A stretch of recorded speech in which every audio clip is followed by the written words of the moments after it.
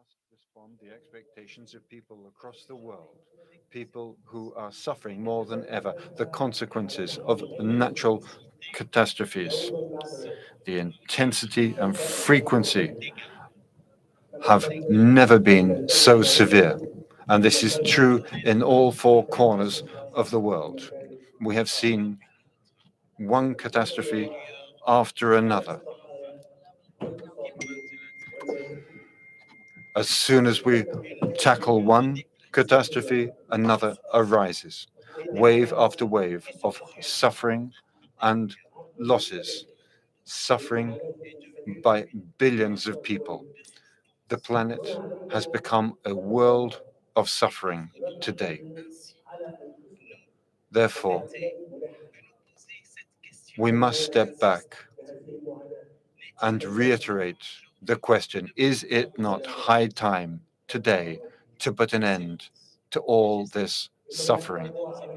Your Excellency, ladies and gentlemen, what does the world need today to overcome today's climate change crisis and to implement the content of our agreements? And the Paris Agreement, it's something that goes beyond mere words. The people of the world are looking to us today, and they want a rapid, concrete implementation of genuine, physical, practical, concrete actions to reduce emissions, to reinforce the ability to adapt, to guarantee the funding necessary for developing countries who today are suffering more than others the consequences of these crises. It is thus that we compiled the catchphrase of this conference, Together for Implementation, the Climate Implementation Summit, because despite all the challenges that we have faced in past cycles, and despite the challenges that we continue to face, despite the numerous difficulties that challenge and undermine our very ability to implement the Paris Accords, to protect our planet, to ensure that global temperatures do not exceed 2.5 degrees or even 3.5 degrees, despite all of the rays and challenges and difficulties, there are some rays of hope. People do cherish their hopes and place their hopes in humanity, because humanity surely can be just to those who are not responsible for the consequences that are producing so much suffering. Surely humanity can find the elements of new solutions. Surely now there is no more time to hesitate, because every government knows what it must do. Every government must work to the extent of its ability to provide those solutions. And all parts of our society, civil society indeed, contribute. They play key roles. In Egypt, we have established ambitious goals that were set forth in the Egyptian National Strategy for Climate Change, and we are determined to accelerate our transition to green adaptation,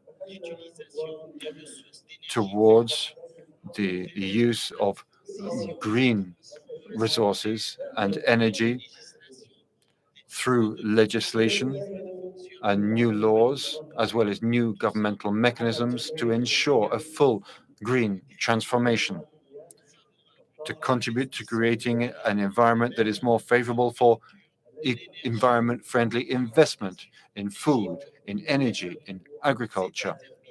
Egypt is now determined to focus on and increase investment in these key green areas. Egypt wants to see a transition to a green economy with low carbon emissions. And that is what we call for, to move to concrete action that has clear, tangible impact in the field. Otherwise, we cannot meet these challenges. The key elements for our success already exist, but we need to be determined. We need a strong will to go further towards a future where we do not have a temperature increase of more than 1.5 degrees. Now, that is the future that meets the hopes and aspirations of all people.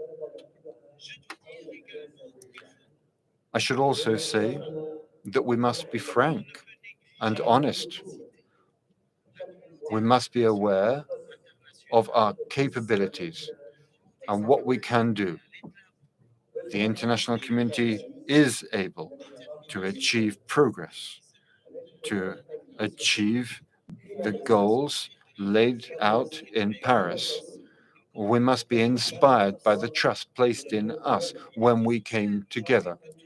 It is essential that all parties, all countries, but above all, the developing countries on our African continent, their priority must be taken into account.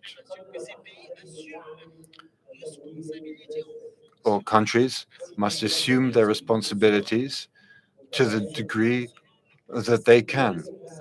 We must support the principle of shared, of joint but shared responsibility. This will inspire trust in our ability to achieve our goals. Now, that trust, that mutual and multilateral trust, will be the best guarantee of our success, the best guarantee of progress and of achieving our goals. And developed countries must do more to ensure that commitments already assumed are met to face climate change and to support our efforts of adaptation and to face the consequences of climate change in the least developed countries and in developing countries. We must ensure that practical roadmaps are implemented towards a green transition. We need to create an environment that is favorable for developing countries and LDCs in order that they can continue those key efforts. Ladies and gentlemen, your presence today here is the best possible proof of the importance that you place on climate change. I hope that this will also translate into coherence between your positions and that we will all come together in agreement around implementation.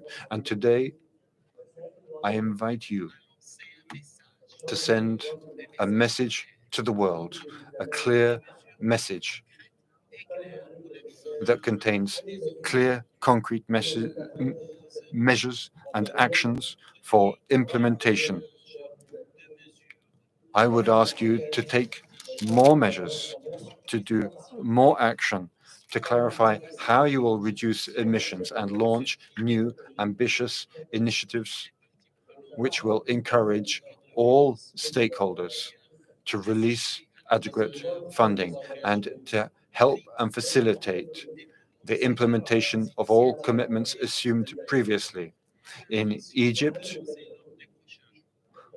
over the coming days, we will be launching new initiatives and measures.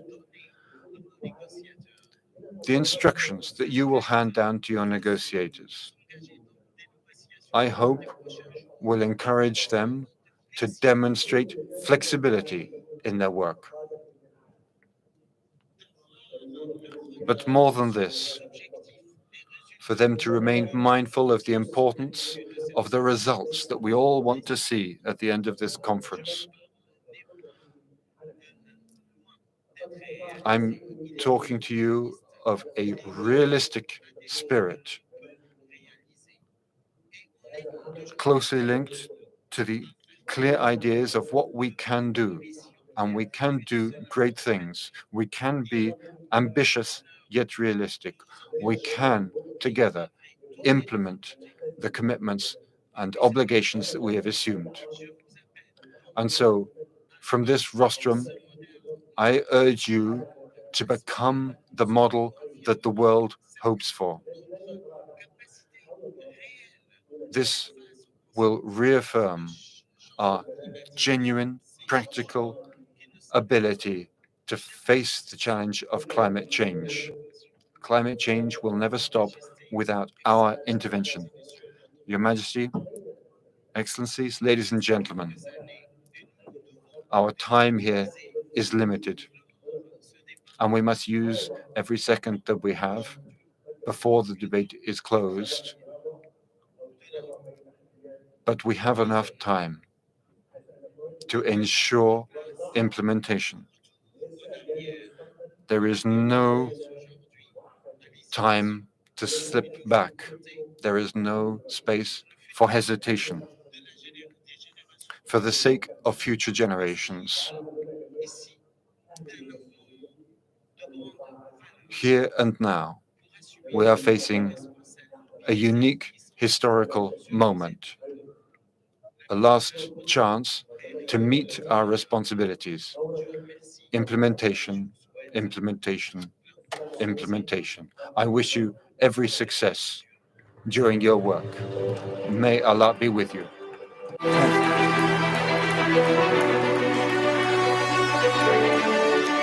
اسمحوا لي أنا خلصت كلمتي والحقيقة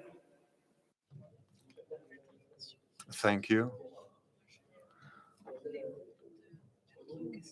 It is critical that we talk of all of the questions that face us, that we freely discuss with all the leaders of the world these major issues.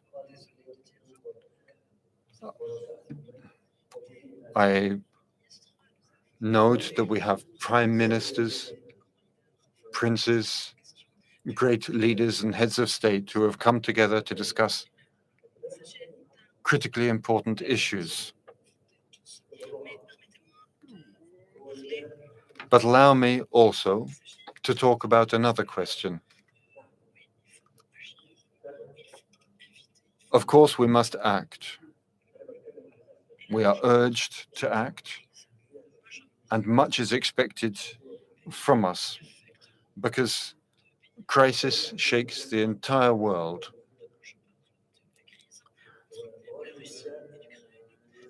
This is another crisis that I want to talk about, the crisis between Russia and Ukraine. And I would like to urge you, this is a sincere appeal for this war to end. This war must end. Please allow me to say the following. My country is not one of the strongest economically. We suffered greatly from the COVID-19 pandemic over 2 years. And today we are suffering once again due to this other crisis, this unnecessary war. I imagine, of course, that the entire world is suffering because of the war between Russia and Ukraine. And so I would like to appeal to you, please, allow me to say this in all respect. This war must stop. This war and the suffering it has caused must finish. This is a sincere appeal. It is not that I want to play a particular role in this affair. But of course, I, like many others, am ready to act to ensure the end of this war. And I'm sure that many of you share my opinion. And I believe that all of us believe that we must put an end to this war. And I hope that the spirit of Allah and peace will be with you. Thank you.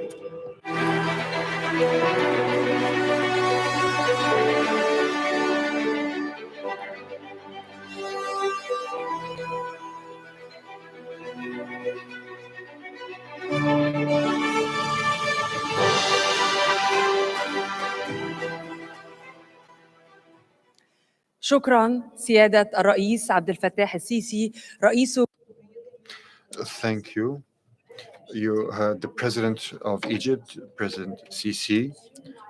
And now I would like to invite the Secretary General of the United Nations, Mr. Antonio Guterres.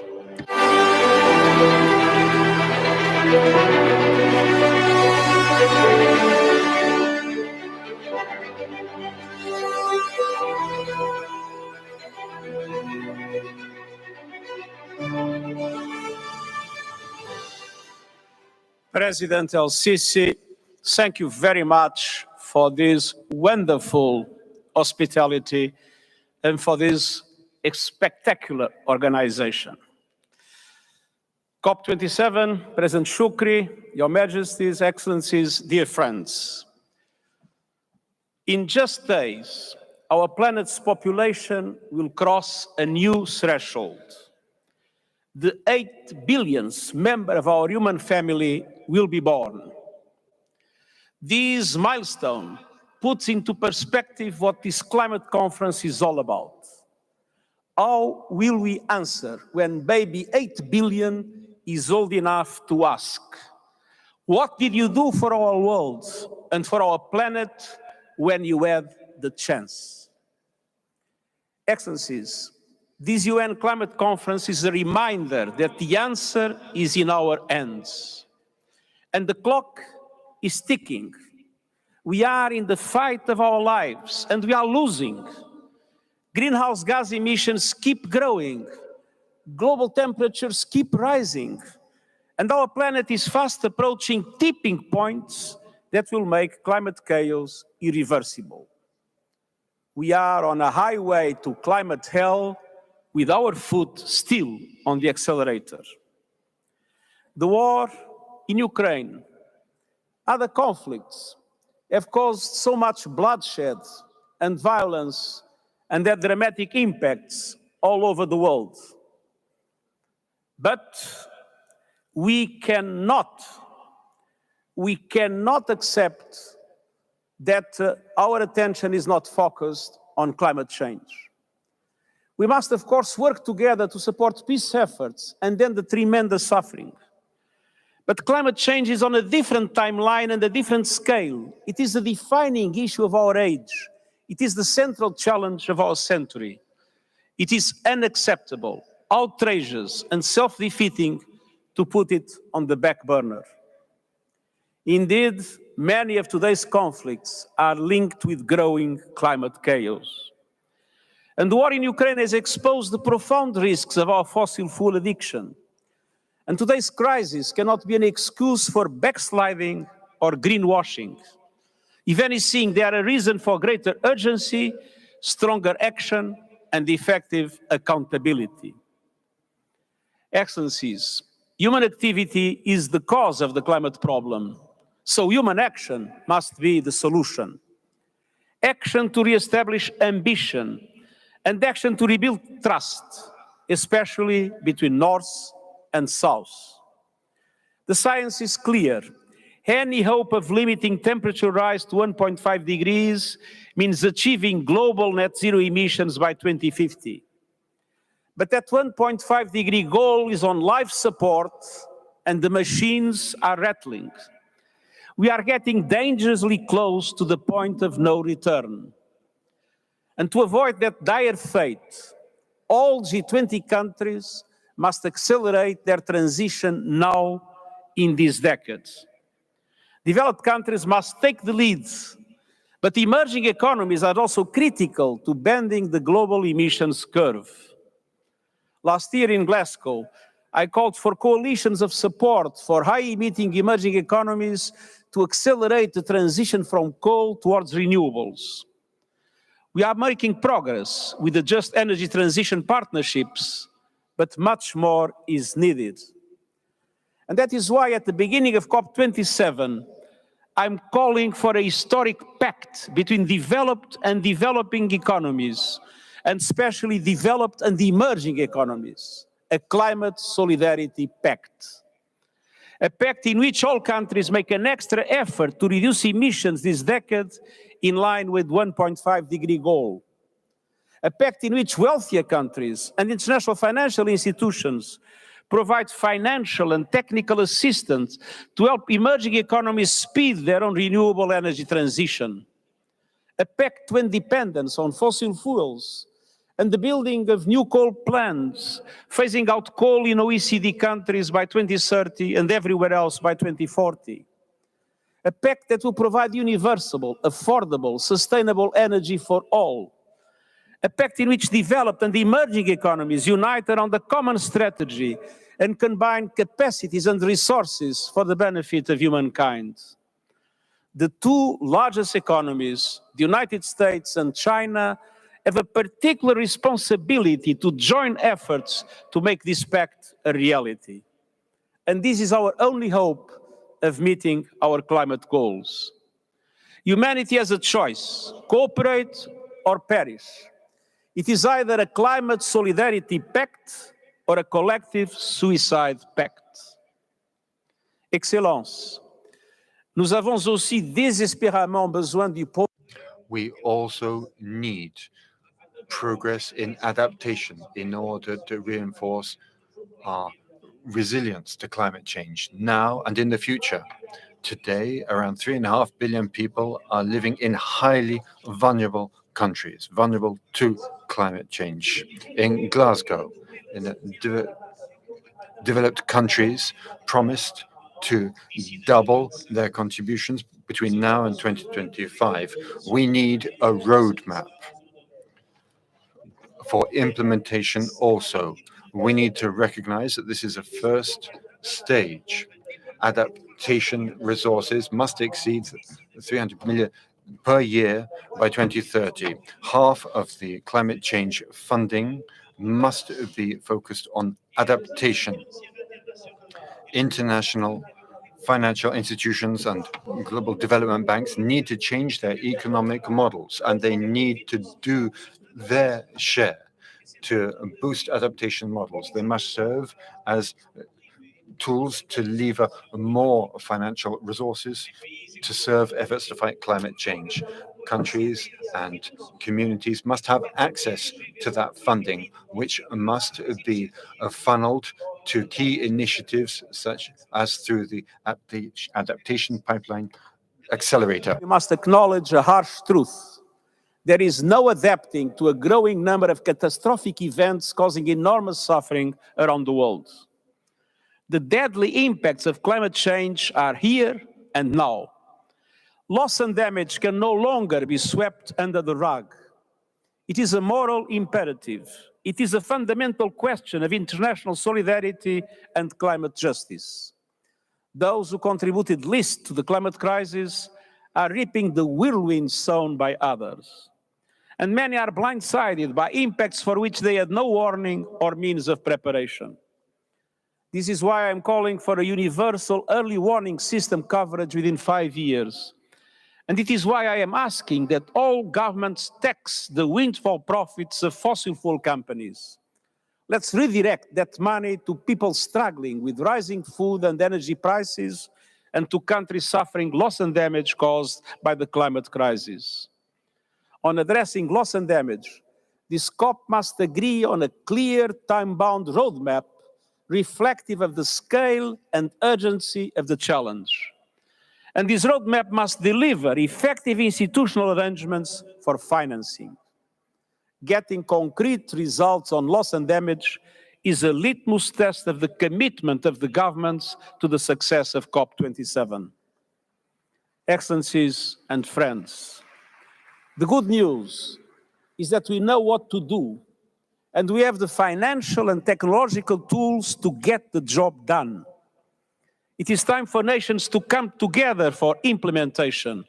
It is time for international solidarity across the board.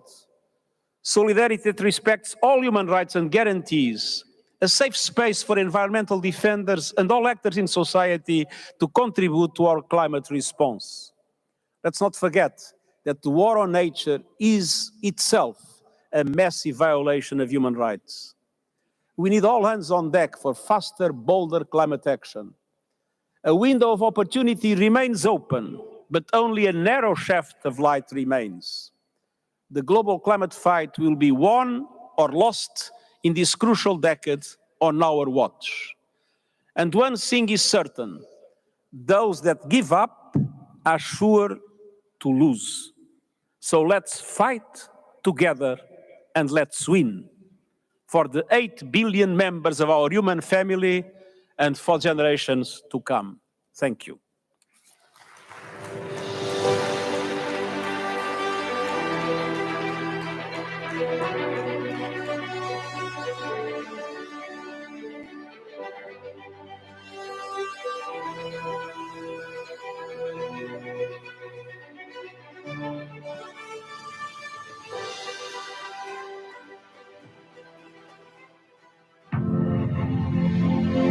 COP27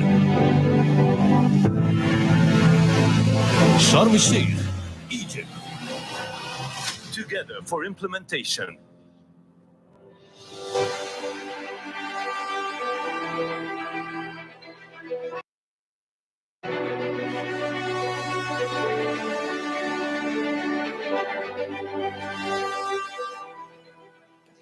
شكراً للسيد أنطونيو غوتيريش الأمين العام. Thank you, Antonio Guterres, UN Secretary General. I would like to welcome Sheikh Mohammed bin Zayed bin Sultan Al Nahyan, who's the President of the UAE.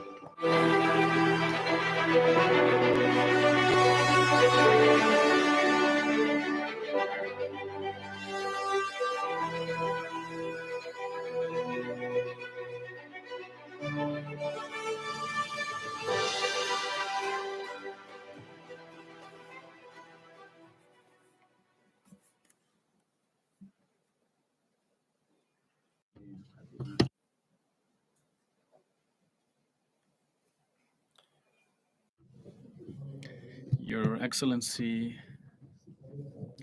my dear friend,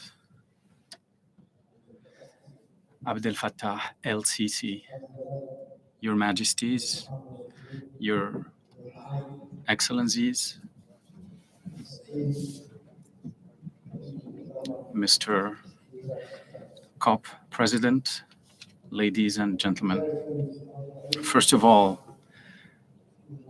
Your Excellency President, we are with you in what you said. Indeed, we need peace, we need dialogue, and we need the war to stop. First of all, I would like to thank the Arab Republic of Egypt and the Secretariat of the UNFCCC for organizing and hosting the 27th session of the Conference of the Parties, COP27. Here we are gathered today at a critical moment for our planet. Our world is facing intricate and complex challenges, including climate change, which has become so impactful on stability and security around the world. And since we only have one planet, it is essential that we bring together our efforts in order to address this challenge by engaging in climate action, which we see as an opportunity for innovation, for solution making, and economic diversity. Ladies and gentlemen, the UAE is known as a responsible supplier of energy and will continue to play this role for as long as the world needs oil and gas. And given that geology has its own logic, well, oil and gas, ladies and gentlemen, in the in the UAE is among the least carbon-intensive oil and gas around the world. And we will focus on lowering carbon emissions emanating from this sector. And this is not a new effort that we're going to undertake. Our founding father, Sheikh Zayed, may his soul rest in peace, has instructed that gas burning should stop for decades and instated the pillars of sustainability for the UAE in order to preserve the environment and natural resources. And as we follow in the footsteps of the founding father, for decades we have been working towards diversifying our economy and to build capacities in renewables and clear energies in order to promote economic and social development in a sustainable way. And the UAE has been the first country in the region that announced a strategic initiative for carbon neutrality by 2050. And we've launched just a few days ago a partnership agreement with the United States for investing $100 billion and to produce 100 gigawatts of clean energy in various parts of the world. This initiative, among others, create new sectors, new skill sets, and new jobs. And it also helps the spark of hope to remain and to continue in as far as we want to keep tabs on global warming. Ladies and gentlemen, the UAE continues its efforts to build bridges of cooperation and communication with members of the international community. And as we prepare for COP28 in the city of Dubai Expo in year 2023, we will be focusing on supporting the implementation of the outcomes of the previous COPs, and also to make sure that the first global stock take in the wake of the Paris Agreement. We will also focus on engaging everybody, all stakeholders, with proper and adequate representation of women, and also making sure that youth from around the world will partake and also further promote their enthusiasm for sustainable solutions. We are pleased to address an open invitation to all to cooperate in finding practical solutions that contribute to addressing the issue of loss and damage, as well as create new opportunities for sustainable economic development for humanity all over the world. Brothers and sisters, I would like to renew my expression of thanks to our brothers and sisters in Egypt, and I wish you and us all successful proceedings and successful efforts, because the risks and dangers around climate change target everybody with no exception. And because the future of our children and the children of our children will hinge on the steps that we'll take today. Thank you.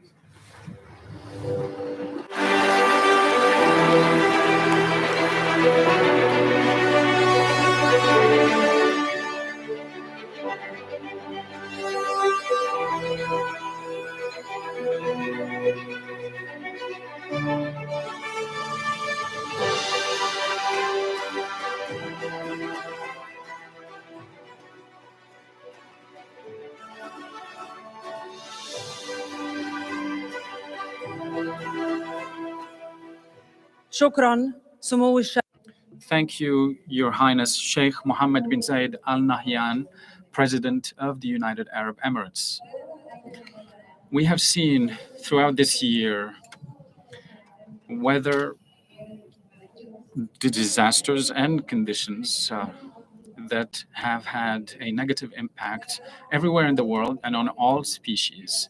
And so nature is telling us that something is amiss, and everything happened in just 1 year. Please watch the video. Once upon a time, in this land of wonders, there lived the mighty people of the Old Kingdom. Evidence of extreme weather events such as droughts and erosions lines their temple walls.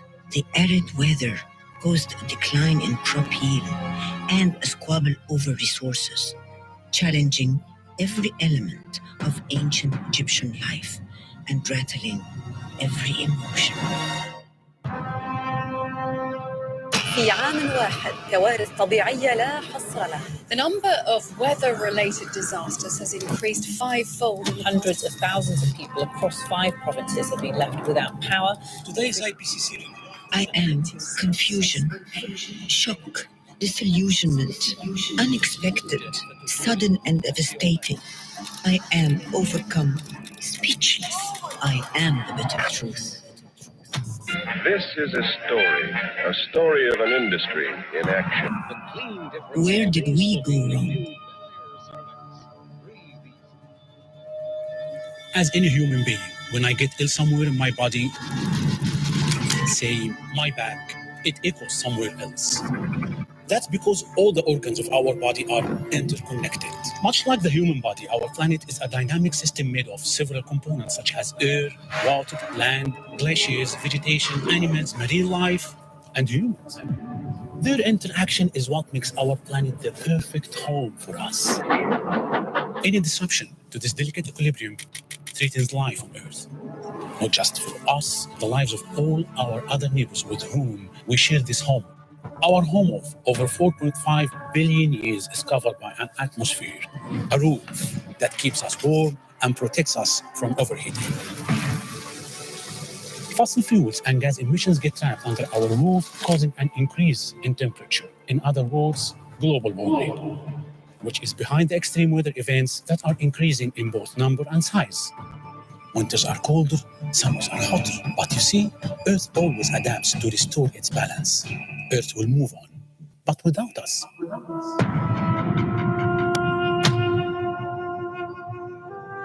I am anger, hostile and enraged. Look at them. These are your most vulnerable. I am the wrath. Eh ben, il y a eu une tempête. C'était une catastrophe. J'ai tout perdu. J'ai perdu ma maison. J'ai perdu des amis. Ma femme est traumatisée. Moi, je suis traumatisé. Ma petite aussi. Did the latest headlines distract you from thinking about what has happened to them? After you switch the channel? I look like terror and destruction.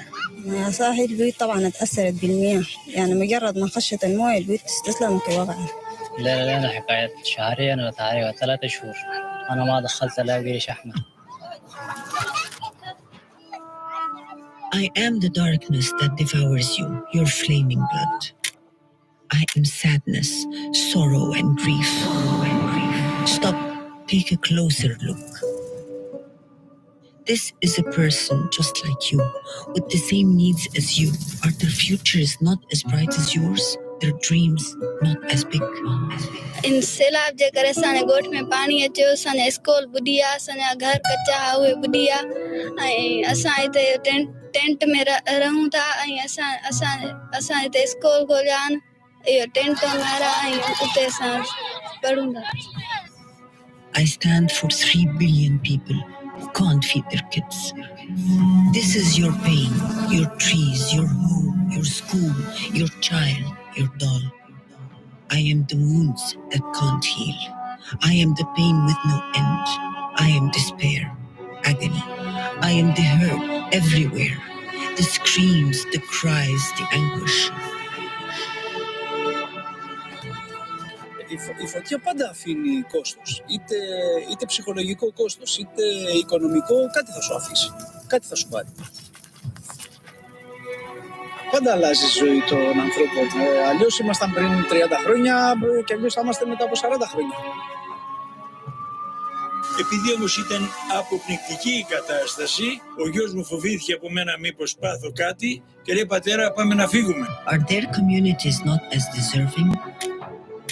This is the water you have stopped from flowing, the pollution you brought yourselves and others. I am suffocation, congested and off balance. These are the gifts you have plundered, the cultivated land you have soiled. Are you okay? Yeah, I'll jump on one. Okay. Dad, I love you. I am your heart, shattered in pieces. These are your slain men and women. The gloom, disappointment, the isolation. I am those you have made to weep. When will it be enough? I am the drought where water once flowed. Your rising blood pressure flooding your coastlines. I am the threat, the fear that lurks in the shadow, the threat to your future. I am endangerment. خلال رحلتي في التصوير ابتديت ألاحظ أماكن اختفت، أماكن منسوب المياه فيها بيعلى، منسوب المياه فيها بيقل. اسكندرية موطني، بقالنا سنين بنتكلم عن تغيير في المناخ. آن الأوان أن العالم ينظر نظرة جادة للموضوع ده. لما بسمع إن اسكندرية ممكن تغرق في يوم من الأيام قلبي بيتقبض جدا يعني. I am worried. Do I make you nervous? Insecure? I will be nostalgia. I am the ticking clock. Tick-tock. The time you don't have, the race you must win. Where will you go? What will you see? What will you eat? I am the terror of an uncertain future. And I put all your plans at risk. I'm anxiety. The what now? Your body in panic mode, your rapid pulse, the fight or flight. And I cascade. And I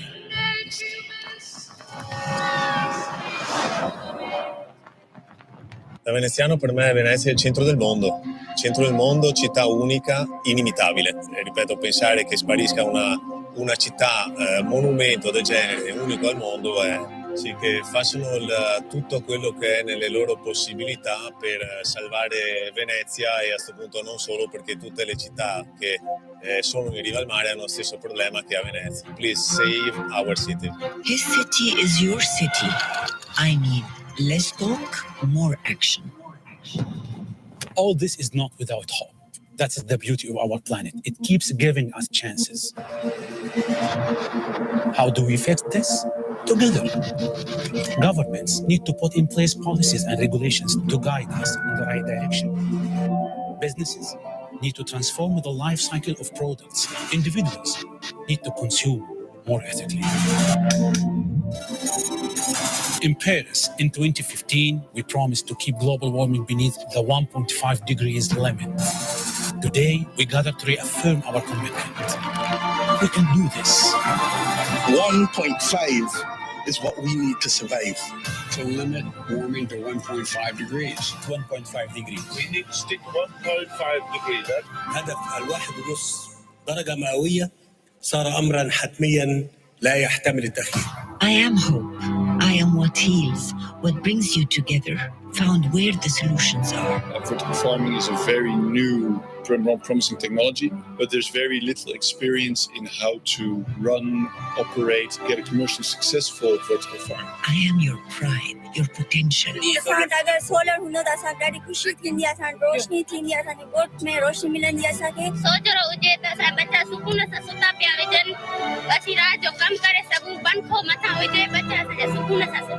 I am the smile on his face, the butterflies in your stomach, the conviction that you are more powerful than you think.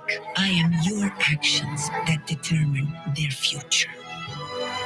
I am triumphant. I am the change. I am the love that nourishes you, the passion that drives you. I am that feeling of home, your shelter, the roof that protects you. I energize, I empower you. I come in the shape of implementation. I could be measured. I sound like communication, awareness, commitment. I am the love you find every day and everywhere. You feel me in the oceans, the soil, the mountains, the sky, and the forests. They say I'm blind, leave no one behind. Celebrate our differences. I am despair, but I'm also joy. I am the fear, but also the hope. I am the problem, but I could be the solution. We are the emotions that need no language. When earth aches, we fall. When she blossoms, we flourish. This is the track we must reverse, the order we must restore. Which brings us back to our story. It was when the ancient Egyptians mobilized and adapted that they were able to mitigate the challenges. They got smart and came up with sustainable ways that are ahead of even our times. And so they left us a tale of hope and wisdom about the importance of going the way of nature and on its power to heal us all. Climate changes all of us.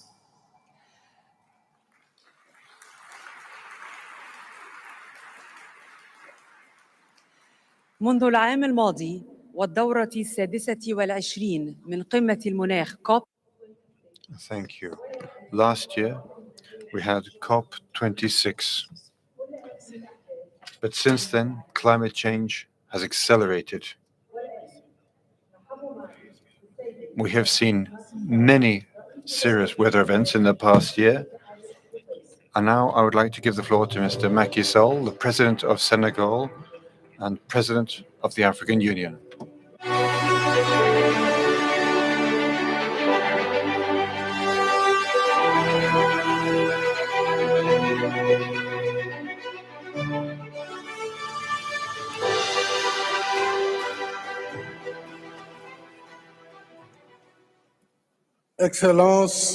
Excellencies, President Abdel Fattah el-Sisi, President of the Arab Republic of Egypt, Majesty, Highnesses, ladies and gentlemen, heads of state and government,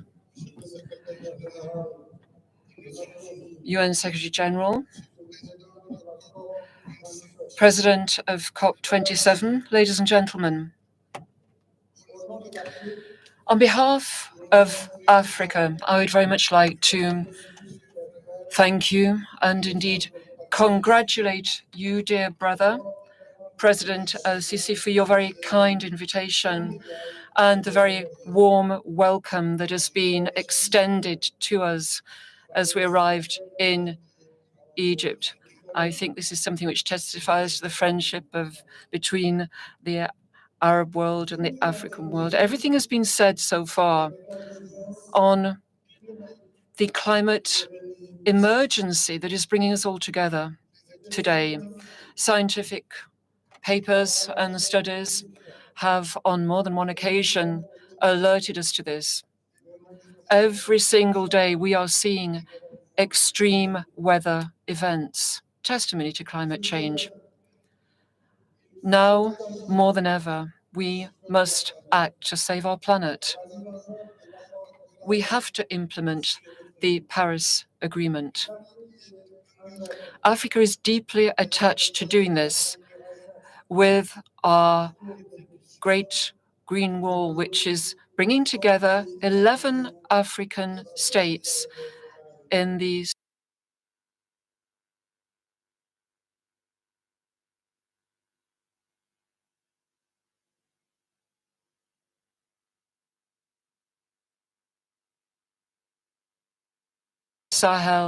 Sahara region.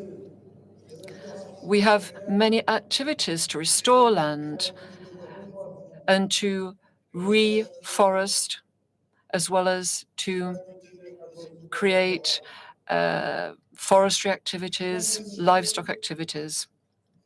Ladies and gentlemen, Although we contribute to the tune of less than 4% in terms of greenhouse gases, Africa is behind low carbon development. We're fighting for climate resilience. We think this has to be a goal so that we achieve carbon neutrality by a reasonable time frame. We are in favor of green transition, a just, fair, and equitable transition,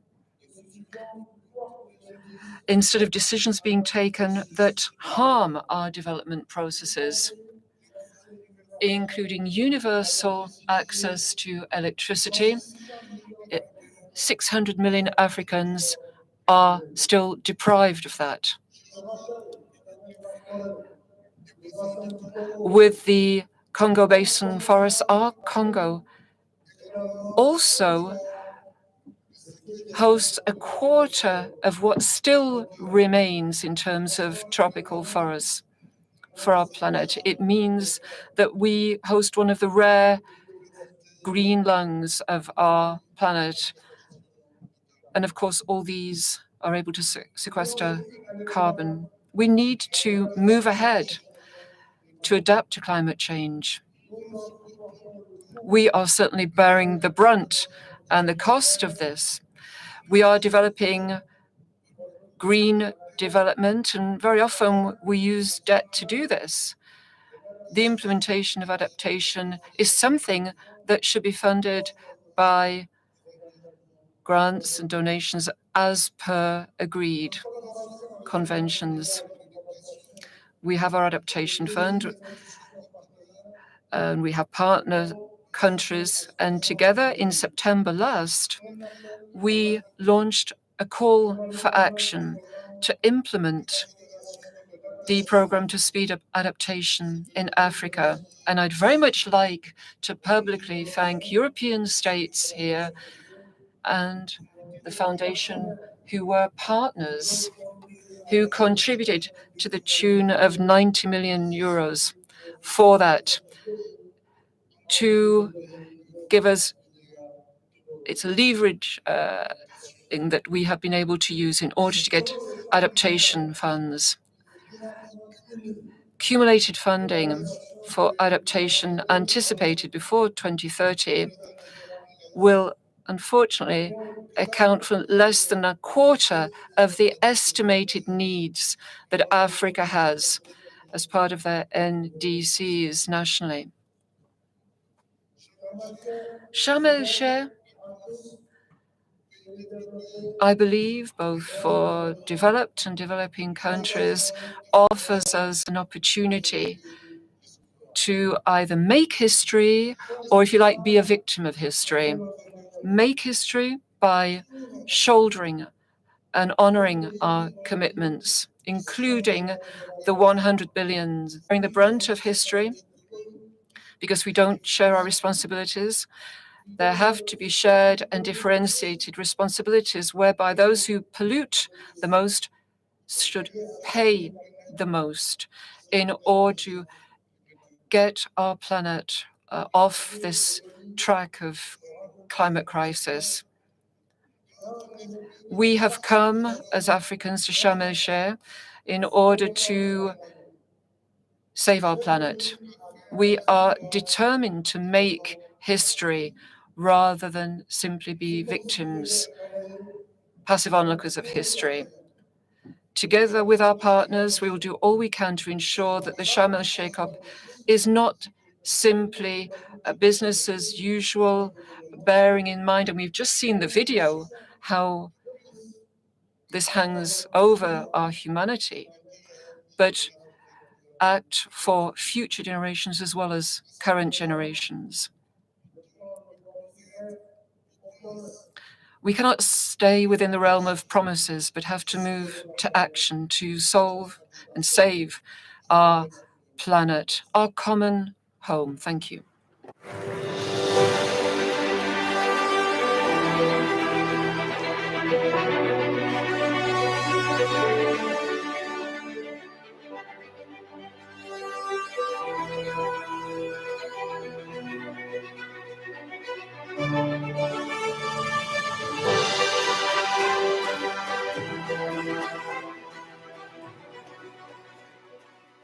شكراً للسيد الرئيس ماكي سال رئيس دولة السنغال ورئيس. Thank you, President of Senegal, Mr. Macky Sall, and President of the African Union. Thank you for your statement. I'd now like to give the floor to Baroness Misha Shafiq, who is the Director of the London School of Economics.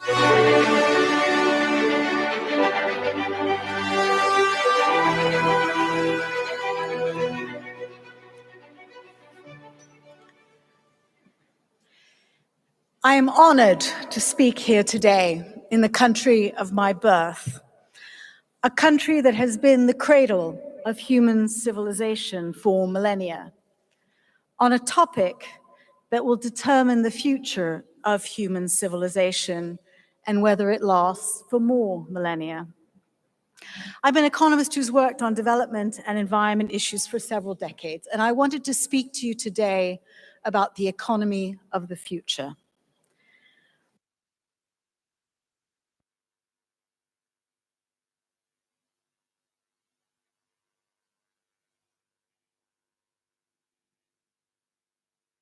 But before doing that, let me start with a story from the past. Over 3,000 years ago, a different kind of climate change, not caused by greenhouse gases, but by volcanic eruptions, changed weather patterns in the world, resulting in persistent droughts that caused famines and political unrest in ancient Egypt. The pharaohs of the Ptolemaic dynasty, such as Cleopatra, went to great lengths to adapt, transferring grain from productive regions to drought-plagued areas, opening up grain stores, crossbreeding cattle to develop heat-resistant animals, and providing tax relief. These foresighted efforts by the pharaohs managed to prolong the Egyptian empire for a half a century more. But ultimately, one of the greatest empires that the world has ever seen collapsed because of the effects of climate change. The difference between then and now is that we are the cause of today's climate change, and we have the means to stop it by changing our economy.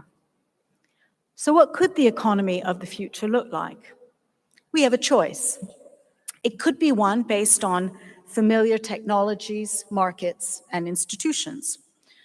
We could continue with polluted air and water, where our children suffer from respiratory diseases and 8 to 10 million people die each year from air pollution.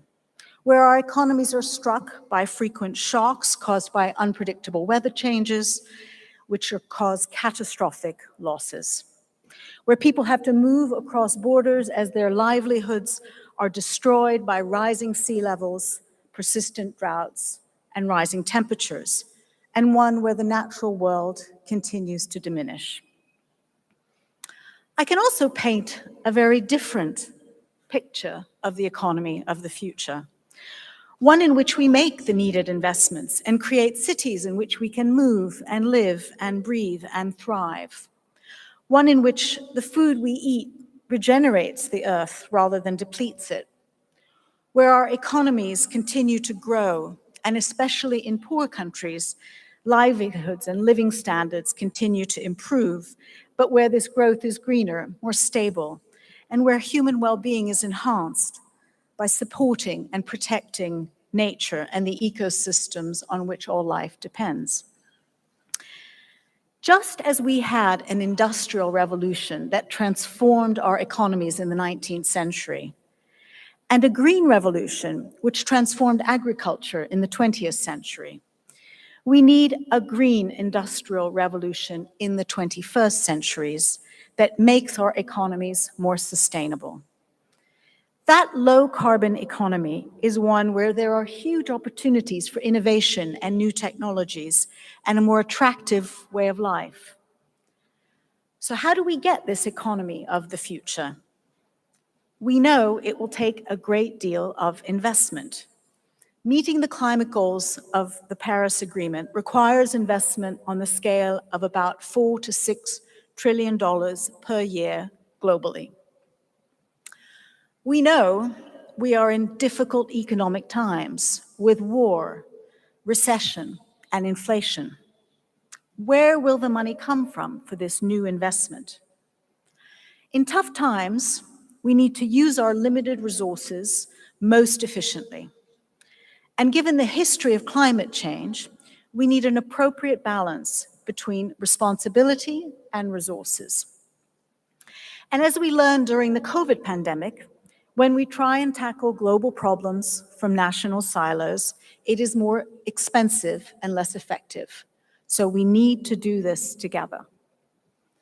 Public sector investment will play a key role in many parts, particularly in the advanced economies. Despite current fiscal constraints, these investments can be financed because they will generate positive returns. For developing countries, many of which face high debt burdens and a high cost of capital, we need to enable the multilateral development banks to massively increase concessional finance to make clean investment cheaper than dirty ones. The actions needed are laid out very clearly in the report of the independent high-level expert group on climate finance chaired by Vera Songway and Nick Stern that will be launched this week. Lending by the multilateral development banks needs to increase at least threefold, supported by more capital and more imaginative ways of using their balance sheets, as has been recently suggested in a report to the G20. This lending needs to be supported so that the big emitters are compensated for incurring costs for producing global public goods, and so that adaptation funding is provided on generous terms for vulnerable countries where loss and damage is high. Such an approach would accelerate the green industrial and agricultural revolution using the most efficient financing channels we have for the world as a whole. And of course, the private sector has an important role to play. Governments can de-risk the regulatory environment by providing clear policy frameworks and guarantees. Development banks can provide platforms that crowd in private finance, creating leverage or sharing risks around first losses and frontier projects. And all sources of financing need to play their part at this moment to stretch beyond their comfort zones if we're going to make progress at the scale and speed that we need. I applaud the Egyptian government's focus on adaptation and Africa at this COP. Africa is responsible for only 1% of the stock of global emissions, but will be hardest hit by climate change. That cannot be right. At the same time, many African countries are rich in sunshine, wind, rivers, and forests. With support at a lower cost of capital, they could leapfrog the dirty energy systems of the past. And if we create a better carbon market, that could provide a huge source of income for countries rich in carbon sinks. The green industrial revolution could be the new growth story for Africa. So, the economy of the future is our choice. We face a classic intertemporal investment problem. Incur some investment costs now with high returns later, or opt for inaction or not enough action, but incur very high costs and risks later. Even if you don't take into account future generations, which make these arguments much, much stronger, it seems to me that the choice is clear. Climate change and biodiversity loss are here, and we are already suffering the consequences, as the film we just saw showed so clearly. Unlike the pharaohs, we can overcome this climate change by choosing a different economy for the future. Thank you very much.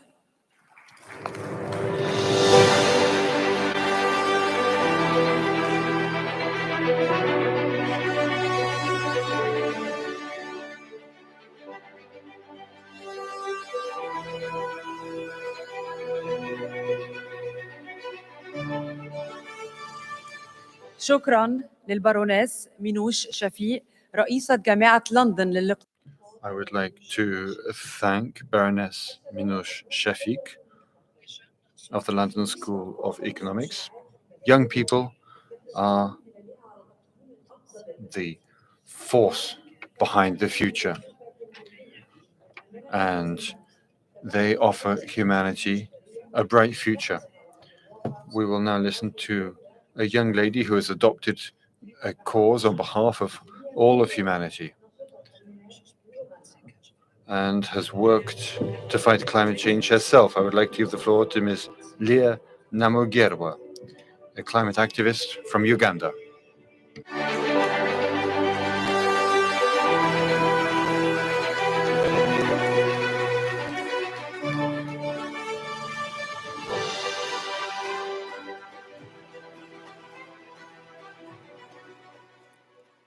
I greet you all who are here for a good cause. Leaders who are working tirelessly to save our dear planet, I salute you. Individuals like Leah Namgera, who are doing whatever it takes to see that life continues on our dear planet, I salute you. And those who are still denying and have not yet believed that the climate crisis is affecting us, we have stories to share. I and many young people were robbed from our future. We've been forced to grow, to act, to think like adults, because we cannot watch as our future is shut, our dreams put to an end, our home, Mother Earth, burning, hitting in droughts, and we do nothing. When I was 14 years old, I saw landslides killing so many people due to harsh weather conditions. These images have disturbed me and cannot allow me to rest until something is done about the changing climate. Individually, everyone has a role to play to save our dear planet. At such a tender age, I started a project called Birthday Trees when I was turning 15 years of age. I plant trees on people's birthdays as one of the ways to fight climate change. I have a goal of planting 1 million trees and more. What is your goal? It is the rule of nature living for others. Because plants do not eat their own food, rivers do not drink their own water. I don't believe it is justice to the young generation when our rivers and lakes are polluted. I don't see justice when big polluters are untouchable. Is it justice for the world leaders to choose profits over lives? COP27 has been nicknamed the African COP. If COP27 is to truly deliver, we must face some real truth. Some truth that will face decades of inaction from world leaders. Some truth that the world is in a state of emergency because of fossil fuels. Some truth that Africa contributes less than 4% of the carbon emissions, but we suffer the most. The future is at stake, mostly young children. We're not sure whether we are heard when we speak or we're just ignored. But let the African COP be a different COP. Let the African COP listen to the biggest stakeholders. Let the African COP be an action COP. Politicians, when you stand up to talk, my generation requests that speak like there is an emergency. Speak like you are not barren. Act like you have an access on Earth, because this is the only planet where we're going to carry on your legacy as your children. Men in office, how are you going to be remembered? Do you wish to be remembered as one who did a lot of nothing while in power? Fellow delegates on the conservation front, the world is looking upon us to come up with an ambitious action plan that majorly benefits people. A sustainable plan that predicts a bright future. The time to force action is right now, right here at the African COP. I believe we can do this together. Thank you.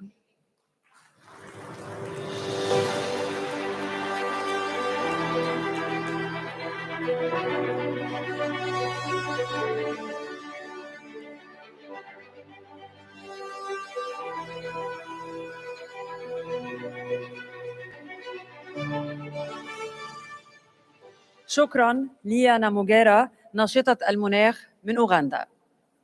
I would like to thank Ms. Leah Namogewa, climate activist from Uganda. Dear hosts, ladies and gentlemen, I would now like to welcome the 2007 Nobel Prize winner, fighter for the climate and for Earth, former Vice President of the United States, Mr. Al Gore.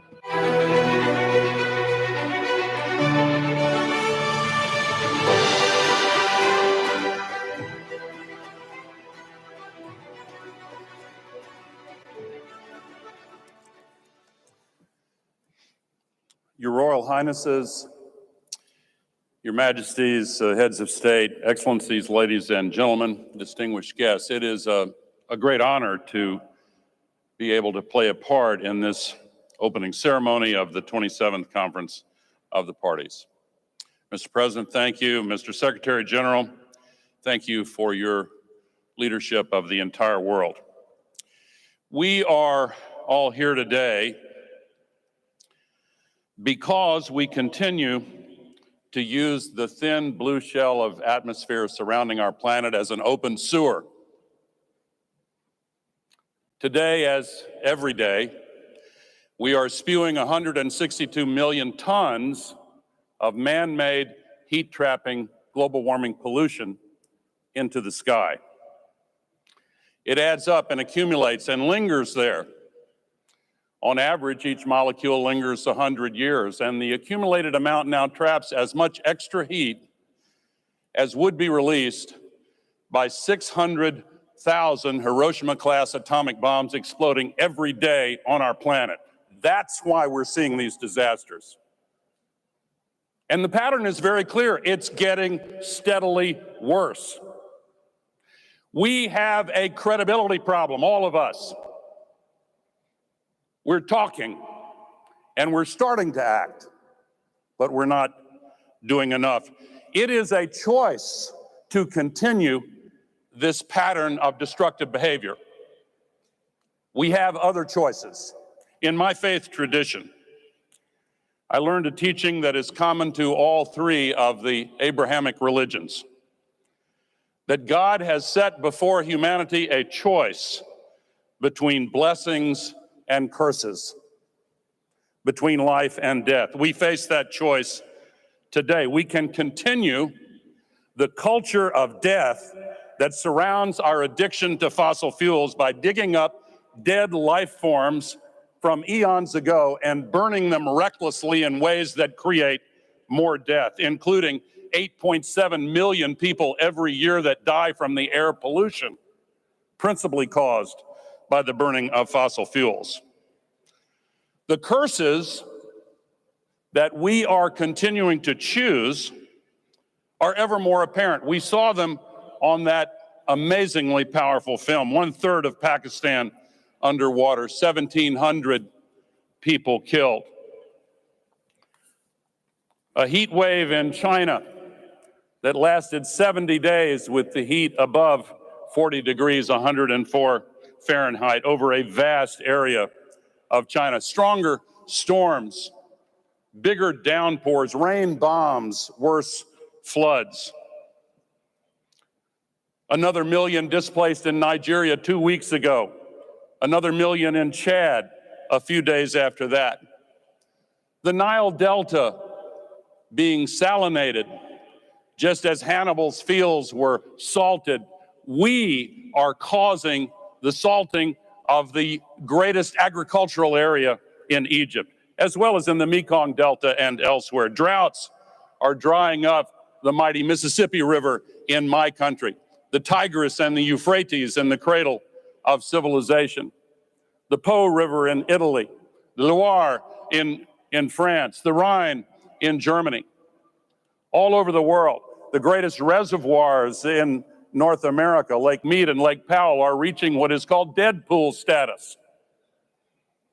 Starvation and famine in the Horn of Africa. Devastation in Madagascar. And the areas of our world that are presently considered by doctors uninhabitable because of the combination of heat and humidity are relatively small today, but they are due to expand to the point where experts are predicting as many as 1 billion climate migrants crossing international borders in the balance of this century. Think of the millions that are crossing borders now and the xenophobia and authoritarian populism that is caused by a large surge of refugees. And then imagine, if you will, what 1 billion climate refugees would do. It would end the possibilities of self-governance. We have to act. We know that tragically, across the nations of Africa, these impacts are even worse, and in the Pacific Islands and elsewhere, and the poor suffer the most. The late Archbishop Desmond Tutu said climate change is the apartheid of our times. We don't have to choose curses. We can choose blessings, including the blessings of renewable energy. We are now in the early stages of a sustainability revolution that has the magnitude of the Industrial Revolution and the speed of the digital revolution. If we invest in it and stop subsidizing the culture of death, we can save ourselves. Dollar for dollar, each dollar spent in renewable energy creates 3 times as many jobs as dollars spent in fossil energy. And this sustainability revolution is massively deflationary at just the time when the world is trying to find new ways to battle inflation. The International Energy Agency has called solar energy the cheapest energy in the entire history of the world. And Africa can be the renewable energy superpower. Africa has 40% of the entire world's global potential for renewables. The potential for solar and wind in Africa is 400 times larger than their total fossil fuel reserves. And these are real possibilities. This is not pie in the sky. If you look at all of the new electricity generation installed worldwide last year, 90% of it was renewable because it is cheaper almost everywhere. And in 2 years, it will be cheaper in 100% of the world.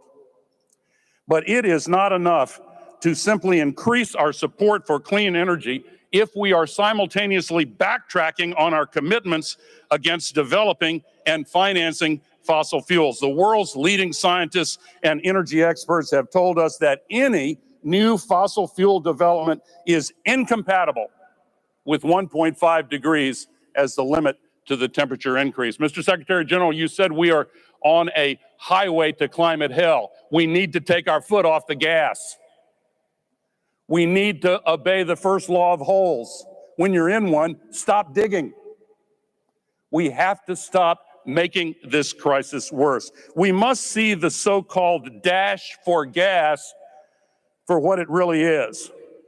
A dash down a bridge to nowhere, leaving the countries of the world facing climate chaos and billions in stranded assets, especially here in Africa.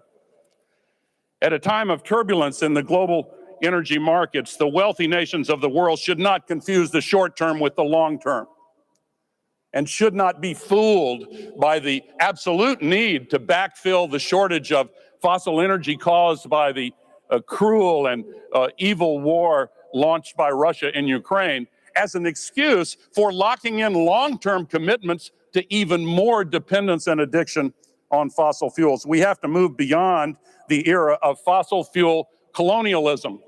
And that's what it is. The dash for gas in Africa is a dash for gas to be sent to wealthy countries. We have to remove the barriers to the trillions needed for climate finance. And the scale of what is needed can only be provided by the private sector. I support governments paying money for loss and damage and adaptation. But let's be very clear that that's a matter of billions or tens of billions. We need $4.5 trillion per year to make this transition. And that can only come by unlocking private access to private capital. In the United States and in Canada, if you look at all of the financing of renewable energy, 96% of it comes from the private market. If you look at Africa, much lower amounts overall, but what percentage of it comes from private markets? Not 96%, 14%. 86% comes from governments. Why is that? Because, for example, if you want to build a solar field in Nigeria, even though it's profitable, you have to pay interest rates that are 7 times higher than the interest rates paid by OECD countries. That is unjust. It is insane. That is what the World Bank and the multilateral development banks are supposed to address. We need to reconvene Bretton Woods and completely revamp and reform the World Bank system and make access to private capital available for developing countries. This is a moment for a global epiphany. It is not time for moral cowardice and reckless indifference to the future of humanity. If you want an example of reckless indifference, just recall the banker who said earlier this year in discussing the impacts of the climate crisis, "Who cares?" When he was fired, it reminded me of the famous writer who said that in the highest reaches of business and politics, a gaffe is often when someone accidentally tells the truth.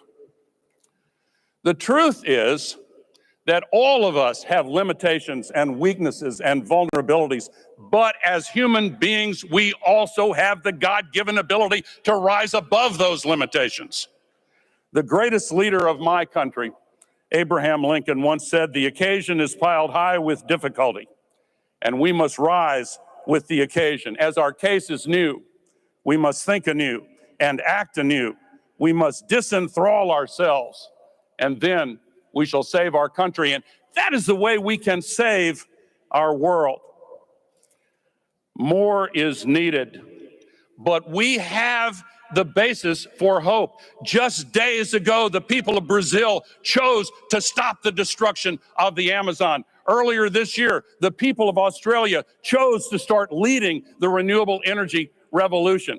Earlier this year, the people of my country chose leaders who enacted at long last the biggest and most ambitious climate legislation in the history of the world. The world has passed and enacted the Kigali Amendment. We have the basis for hope. If we actually do reach true net zero, the scientists tell us temperatures will stop going up with a lag time of as little as 3 to 5 years. And if we stay at true net zero, half of all of the man-made CO2 will fall out of the atmosphere in as little as 25 to 30 years. But we have to choose blessings instead of curses. We have to choose life over death. If we are truly to make this COP the one that drives implementation of the pledges made in Glasgow, we must equip ourselves with every tool and resource to facilitate our path to true net zero and work together to drive impact and increase accountability. I want to applaud the Secretary General for making transparency around these net zero goals a priority. And I'm proud that 2 days from now, Climate Trace, a nonprofit coalition of artificial intelligence experts and data scientists and researchers and NGOs, will announce the first inventory of site-specific facility sources of greenhouse gas pollution, the most detailed inventory ever assembled that can be used to identify exactly where all this pollution is coming from. There is a path that we can make from here to a future with hope. As a final point, I started by saying that we have a credibility problem, but we also have the ability to address it. And if anyone doubts that we can summon the political will to do what is necessary and to save our future, always remember that political will is itself a renewable resource. Thank you.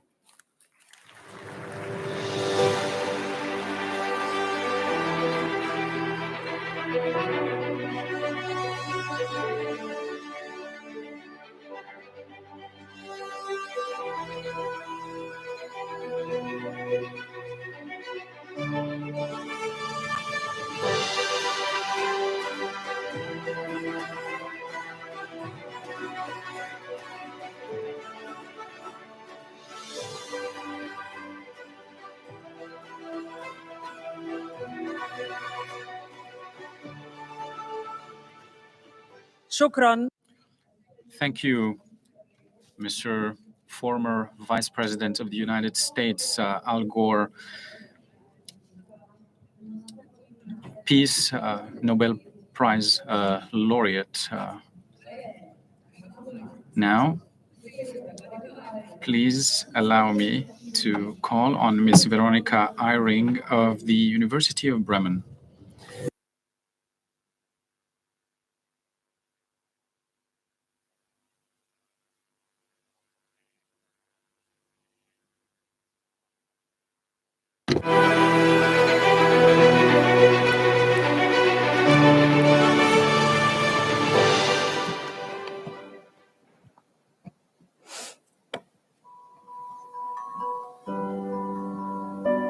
Dear ladies and gentlemen, distinguished excellencies, recent climate change is unprecedented. We all know and feel this, but still, atmospheric levels of greenhouse gases reach new record highs every year. Atmospheric concentration of CO2 has risen to 416 parts per million today, being now 50% above the pre-industrial level. As a consequence, global warming has reached 1.1 degrees Celsius above pre-industrial levels in 2020. This is already very close to the Paris Agreement to limit global warming to near 1.5 degrees. The speed of this warming is rapid, and it is unprecedented in more than 2,000 years. Over the history of our planet, changes in global temperature were caused by natural events, like volcanic eruptions, the sun's activity, and orbital cycles. But the warming we observe since 1850 is not caused by natural events. It is caused by human activities emitting CO2 and other greenhouse gases, also causing widespread, rapid, and intensifying climate changes across the entire Earth system, which will increase with any additional further warming. In every region of the world, we are seeing out of control climate impacts, with extreme events becoming more frequent and more severe. Many of the recent extremes would have been highly unlikely to occur without human-induced climate change. Across sectors and regions, the most vulnerable people and ecosystems are disproportionately affected by these changes. The rise in extremes has led to some irreversible impacts as nature and humans are pushed beyond their ability to adapt. So what are our possible futures? These are the 5 CO2 emission scenarios assessed by the IPCC that depend on the level of climate change mitigation. 2 low scenarios in blue, where CO2 emissions immediately decline, 2 high scenarios in red, where they continue to rise, and an intermediate. And these are the corresponding temperature projections for each scenario. As you can see, only in the lowest emission scenario in the upper left, global warming projections stay close to 1.5 degrees by the end of the century, while in all others, projected warming is much higher. These climate projections provide a clear signal to COP27. To limit to 1.5 degrees, we need to cut CO2 emissions by around 45% by 2030. This is already in 8 years. And they must decline further to achieve net zero by 2050, followed by negative CO2 emissions throughout the rest of the century. immediate, deep, and sustained reductions of methane and other greenhouse gases are also required. Otherwise, limiting warming to 1.5 degrees will be beyond reach. But we are not on track.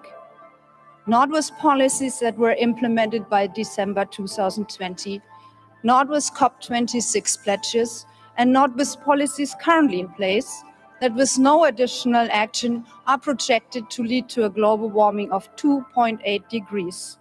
Distinguished Excellencies, this is falling far short of the Paris goals with no credible pathway to 1.5 degrees in place. Much stronger mitigation measures are needed to keep warming below 1.5 degrees, even for limiting it to 2 degrees. This demands immediate critical steps to shift societies, economies, and technologies towards net zero emissions across all sectors and all regions. It requires a systematic change, turning away from fossil fuel use, from exploitation of natural resources, and from unsustainable agriculture, forestry, and other land use. The next few years are critical. We have the know-how to take meaningful, more decisive climate actions, creating new economic opportunities for zero-carbon technology and conserving, protecting, and restoring ecosystems. Now is the time. Climate scientists around the whole world work together to provide you with this robust information on climate change and pathways for climate action. Comprehensive and long-term observation provide us with unprecedented and compelling information about the Earth system. Climate models provide us with robust information about future climate changes and impacts on natural and human systems. Based on this research, the IPCC 6 assessment report assessed the latest science on climate change. The cumulative scientific evidence is unequivocal. Climate change is a threat to human well-being and planetary health. Any further delay in collective global action on adaptation and mitigation will miss a brief and rapidly closing window of opportunity to secure a livable and sustainable future for all. To avoid a climate catastrophe, we need urgent, large-scale transformation of our industrial energy and transport systems and our whole way of life. A shift from exploitation to cooperation with the environment towards nature-based solutions that help restore ecosystems and preserve biodiversity. Only then we can create a sustainable and climate-resilient world. The time for action is now, here at COP27. This is a global problem which requires action from all countries of the world, from all of you working together. Dear ladies and gentlemen, distinguished excellencies, your choices made in the coming 2 weeks matter for many generations to come. We, the whole world, count on you. Thank you.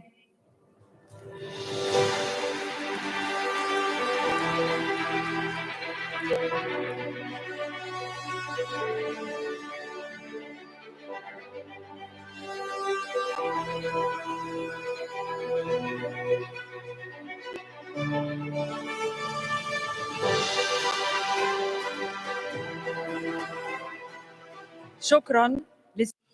Thank you, Ms. Veronica Eyring, head of the assessment and analysis of the Earth ecosystem at the University of Bremen. And now, please welcome with me Ms. Mia Mottley, the Prime Minister of Barbados.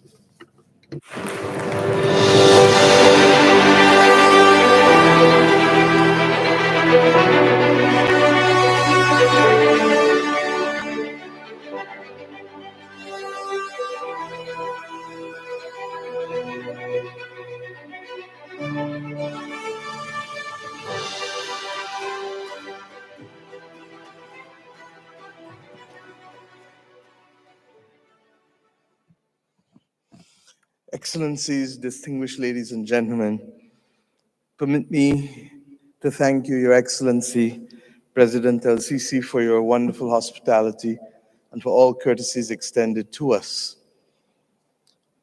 And I want to congratulate Simon Steele, a son of the Caribbean, of whom we're very proud in his new role as Executive Director.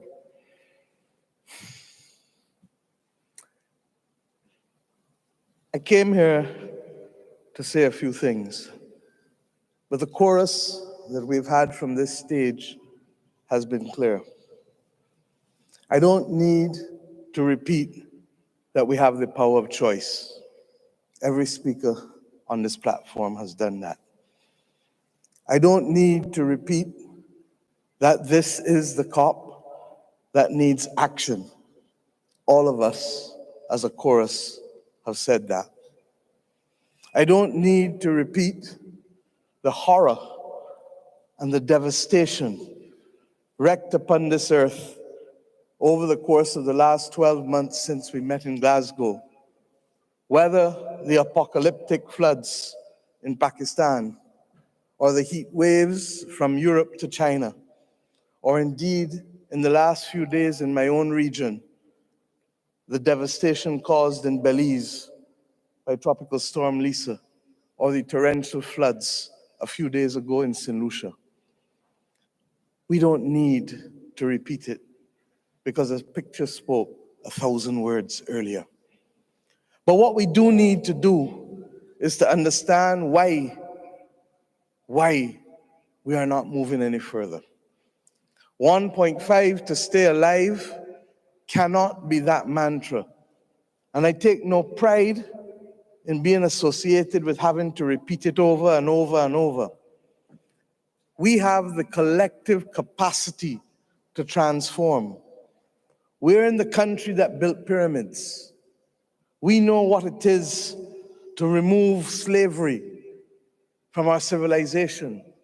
We know what it is to be able to find a vaccine within 2 years when a pandemic hits us.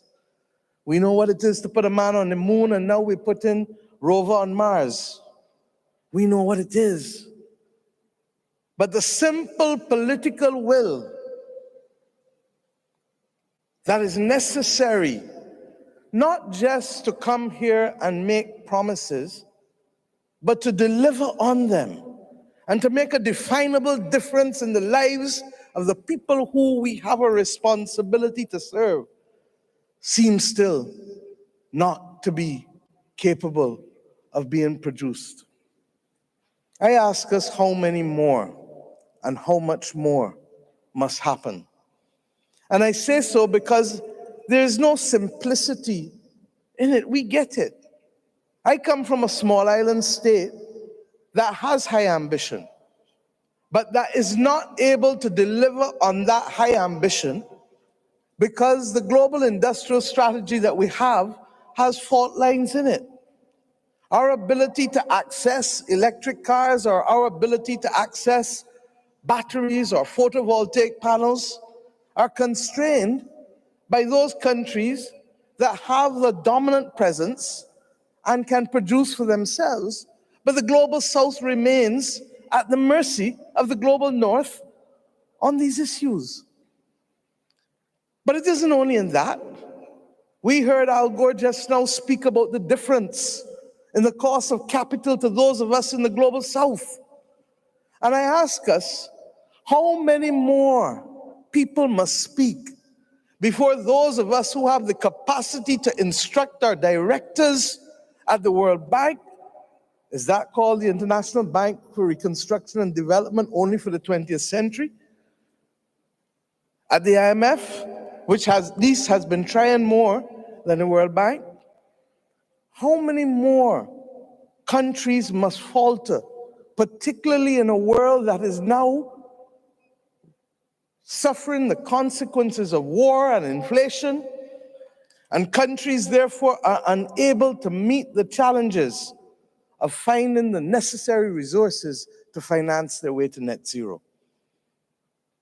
This world looks still too much like it did when it was part of an imperialistic empire.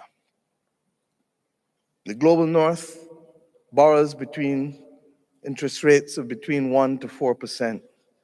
The global south of 14%. And then we wonder why the just energy partnerships are not working.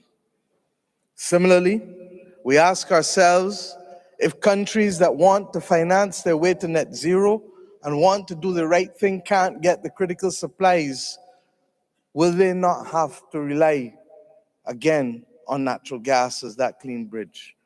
This is the bald reality. And we have come here to ask us to open our minds to different possibilities. We believe that we have a plan.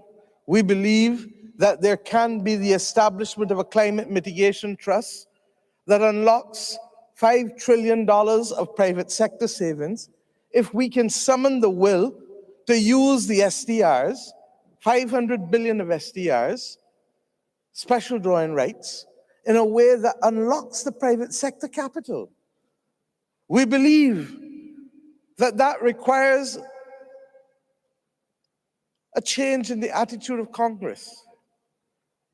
Because the agreement that establishes the International Monetary Fund requires 85% to change that agreement. And if the United States government has 17% of the quota, then it can't be done, Mr. Gore, without your Congress. Similarly, we accept that there was and must be a commitment to unlocking concessional funding for climate vulnerable countries. There is no way that developing countries who have been graduated can fight this battle without access to concessional funding. We heard it on this stage from the head of my old alma mater at LSU. We believe that it is critical that we address the issue of loss and damage. The talk must come to an end. And I'd like to salute Denmark and Belgium and Scotland for their own modest ways of trying to accept the precepts and principles of loss and damage as critical and as morally just.